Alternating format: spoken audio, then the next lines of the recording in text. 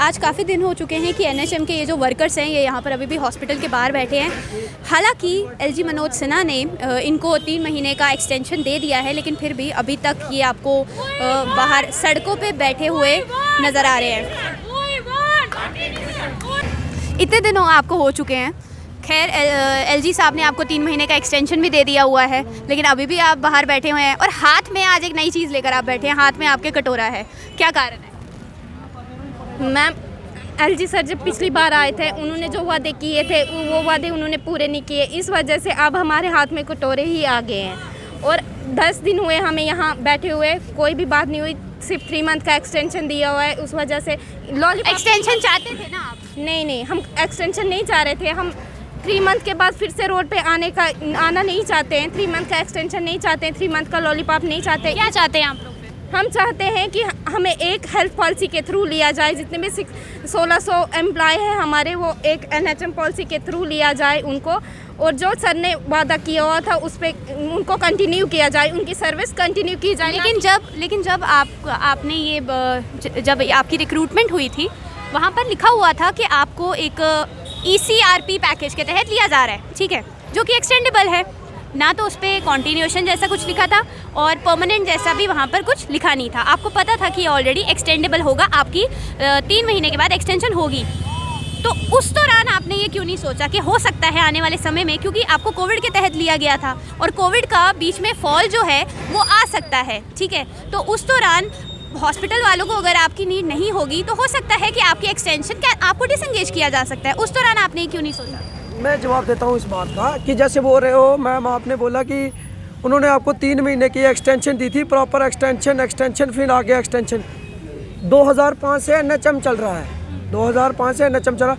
उसमें जो पीछे का जो आप बैकग्राउंड उठा के देखें, उसमें जो RNTCP वाले लगे हैं, NACO वाले लगे हैं, उनका भी पहले 3 या 6 महीने का था, बाद में उनको प्रॉपर कंटिन्यू कर ठीक है। यहाँ पर मैं आपको रोकना चाहूँगी। जिन एनएचएम वर्कर्स की आप बात कर रहे हैं, जिनको लिया गया था, उनको एक डिजीज़ के कारण लिया गया था। जैसे मैं एड्स की बात करती हूँ, जो एड्स के लिए अपॉइंट किए गए हैं।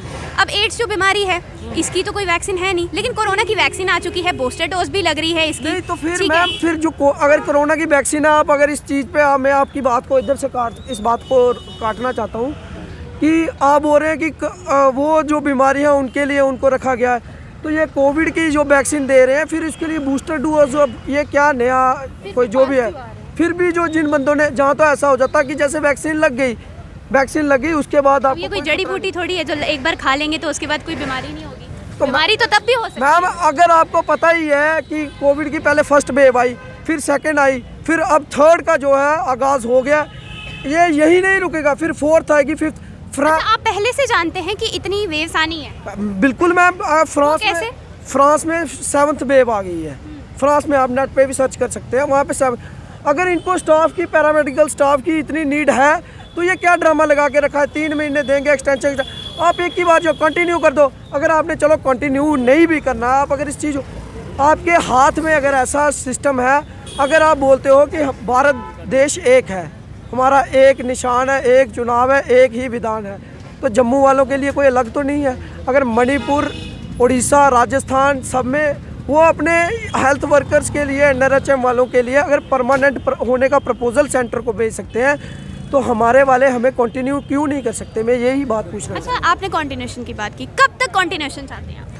हम कंटिन्यूएशन की बात ये बोल रहे हैं कि हमें प्रॉपर पॉलिसी के सेफ जॉब पॉलिसी चाहिए, क्योंकि हमें, जैसे आपने कंटिन्यूएशन की बात की, मतलब कितने सालों तक? 30 साल तक, 40 साल तक, 45 साल तक, कितने साल तक कंटिन्यूएशन चाहते हैं? जैसे बाकी राज्यों में सेम चल रहा है, हमें भी जम्मू कश्मीर वालों को वैसे ही दे दो। हम कुछ ज़्यादा थोड़ी मांगेंगे उनसे कि नहीं हमने काम ज़्यादा किया तो आप हमें ज़्यादा दे दो। हम ऐसा कुछ नहीं मांग रहे हैं।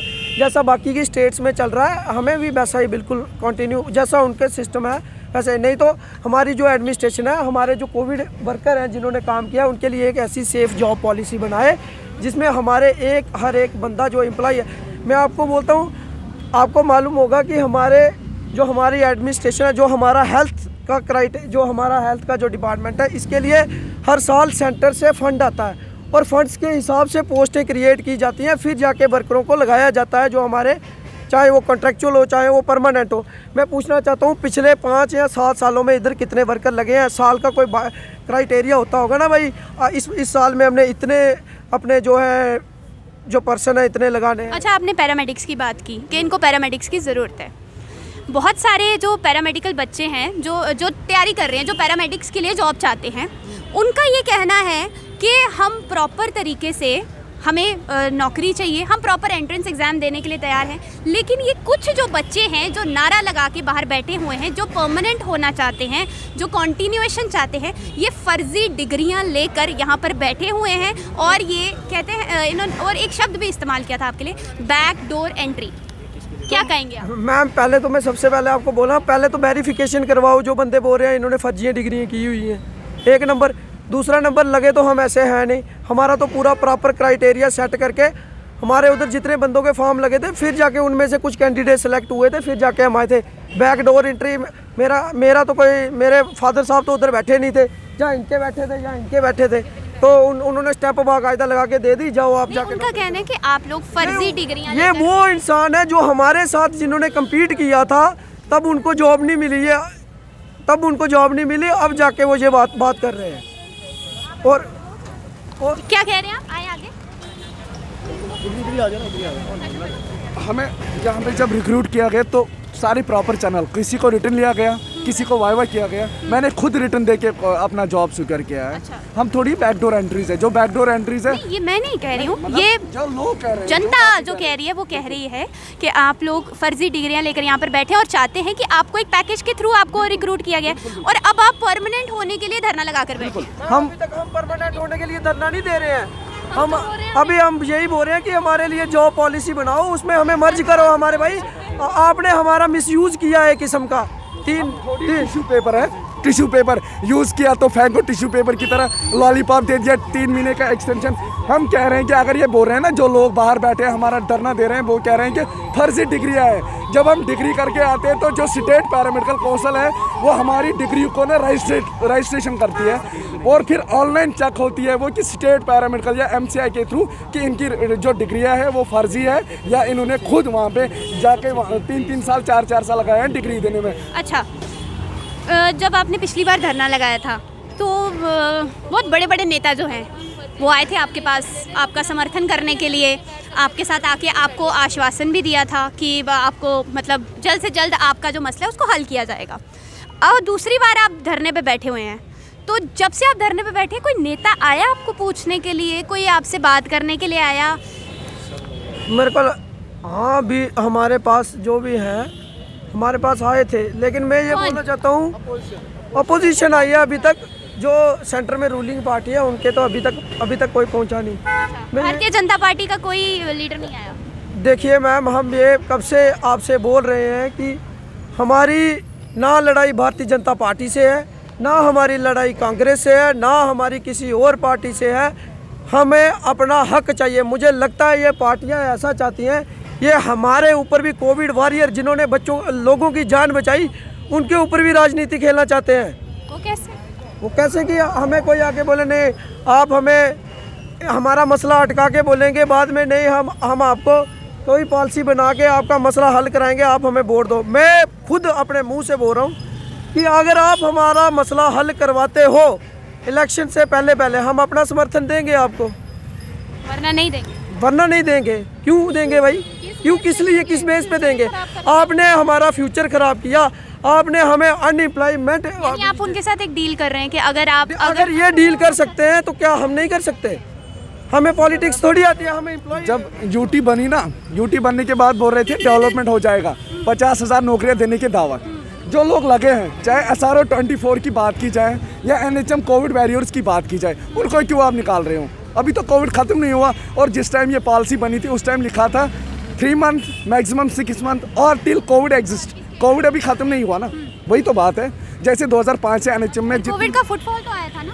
नहीं, फुटबॉल कहाँ से आया? तब भी केसेस 100 आते थे, 100 केसेस तब भी आते थे और ये कभी भी पीक पे जा सकता है। ये कोई गारंटी नहीं दे सकता है कि कोविड आज कम केसेस आ रहे हैं तो ख़त्म हुआ है।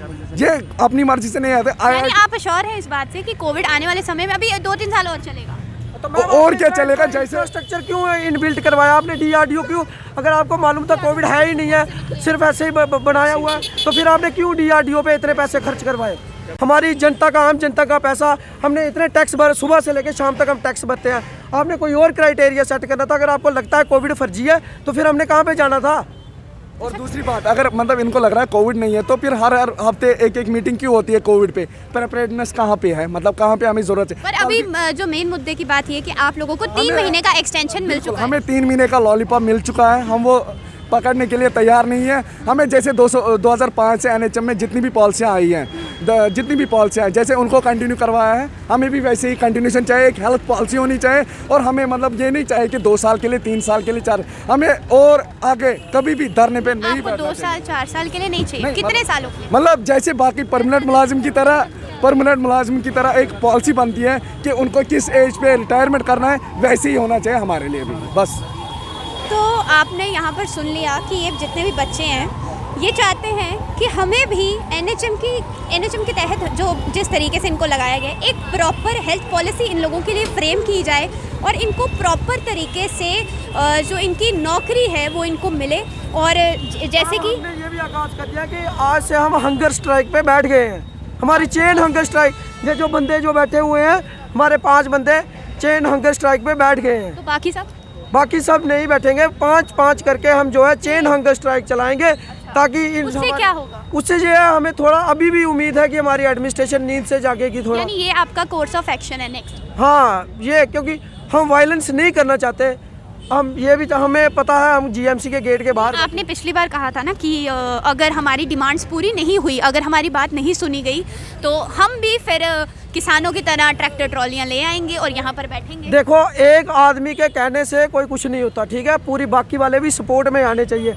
अगर मेरे ये लोग सपोर्ट नहीं करते, मतलब उस बात को सपोर्ट नहीं, अगर एक बंदा हूँ मैं अपना आके ताम जाम लगा दूंगा, बाकी वालों के पास भी होना चाहिए ना ऐसा। अच्छा, तो एक बंदे के पास होने से अब हम ये है कि जैसे ये चाहेंगे वैसा ही, जैसा हमारी ये स्ट्रेंथ या यूनियन हमारी जैसा चाहेगी वैसा ही उसी प्रकार से चलेगा। और यानी आप अब ये 5 बच्चे ये हंगर स्ट्राइक पे बैठेंगे हम, और कोई भी एडमिनिस्ट्रेशन का जो भी आदमी आएगा हमसे बात करने के लिए, हमारे साथ इधर बैठ के बात करें और आपको जवाब दे। आप उनसे क्रॉस क्वेश्चन ये करें कि इन बच्चों का क्या कसूर था जो कि आपने 3 महीने इनका 3 करके आपने 9 महीने हमसे नौकरी ले ली। और हमारे भारत का संविधान ऐसा कौन सा कहता है कि एक आदमी 9 महीने जॉब कर रहा है? तो अगर ये हमारी एडमिनिस्ट्रेशन अभी भी नहीं चाहती कि ऐसा हो तो ठीक है मैम, फिर आने वाले टाइम पे जब क्राइसिस होंगे किसी भी चीज़ के, हमारे स्टाफ के, तो एडमिनिस्ट्रेशन को जो इस टाइम नहीं चाहते कि हमारा जो स्टाफ है कंटिन्यू किया जाए, तो हम यही फिर वही जवाब देंगे आम जनता को। इसलिए हम कुछ नहीं बोल। यानी अभी आप फिलहाल हंगर स्ट्राइक पर जा रहे हैं? हाँ, और आप उम्मीद करते हैं कि इस हंगर स्ट्राइक के बाद एडमिनिस्ट्रेशन आपकी बात सुनेगी? हम अभी तक हमें उम्मीद ये है, अभी तक हमें मैम उम्मीद ये है एडमिनिस्ट्रेशन से कि वो हमारी बात मानेगी। ठीक है, तो आपने सुन लिया, ये जितने भी NHM के वर्कर्स हैं ये वही लोग हैं जब आप कोविड के टाइम पर, जब कोविड पीक पर था और उस समय आप जब घर से बाहर निकलते थे तो देखते थे कि जगह जगह पर RT-PCR टेस्ट हो रहे थे। ये वही वर्कर्स हैं जो ये RT-PCR टेस्ट करते थे। और ना सिर्फ यहाँ, जब आप हॉस्पिटल के अंदर जाते थे तो वहाँ पर आप देखते थे कि वहाँ पर कोविड पेशेंट्स के साथ जो लोग डील करते हैं, जो उनको प्रॉपर तरीके से उनकी देखभाल करते हैं, ये वही लोग थे। और आज ये लोग यहाँ पर सड़क पर बैठे हुए हैं। अब देखना यही है कि 3 महीने का तो एक्सटेंशन इनको LG मनोज सिन्हा ने ऑलरेडी दे दिया है, लेकिन अभी भी इनका जो प्रोटेस्ट है वो कंटिन्यू है। चाहते हैं कि इन्हें कंटिन्यूएशन मिले, एक प्रॉपर तरीके से इनके लिए हेल्थ पॉलिसी फ्रेम हो जिसके चलते इनको एक जो इनकी नौकरी है वो एक सिस्टमैटिक वे से चले। तो अब आने वाले समय में पता चल जाएगा कि क्या एडमिनिस्ट्रेशन इनकी डिमांड्स को पूरा करती है या इनका धरना इसी तरीके से कंटिन्यू रहेगा।